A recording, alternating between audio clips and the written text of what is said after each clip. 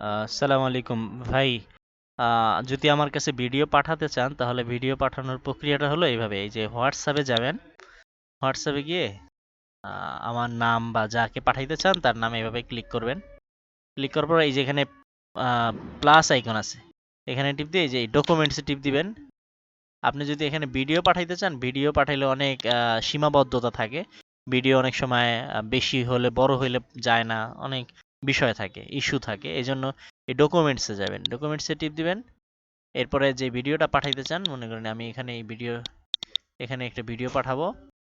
তো এই ভিডিওটা পাঠাইতে চাইলে আমি এখানে এই যে এখানে সিলেক্ট হয়ে গেছে আনলিস্টেড 29, মানে এখানে ওপেন দিলে এই চলে আসছে। ভিডিও চলে গেছে কিনা কে জানে, আমি পাঠাইতে চাই নাই, গেলে তো সমস্যা। ও এই যে এখানে দেখেন, এখানে এখন টিপ দিলে চলে যাবে, সেন্ড টিপ দিলেই চলে যাবে। ভিডিওটা কিন্তু একটা ডকুমেন্টসের মতো হয়ে গেছে।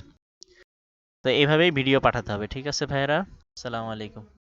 আহ, আমি ভিডিওটা করেছিলাম আবুল হাসান ভাইকে উদ্দেশ্য করে, তারপর আমি এটা ভিডিওটা রাইখা দিলাম ইউটিউবে, অনেকের হয়তো কাজে লাগবে, তাদেরকে আমি লিঙ্ক পাঠিয়ে দিব।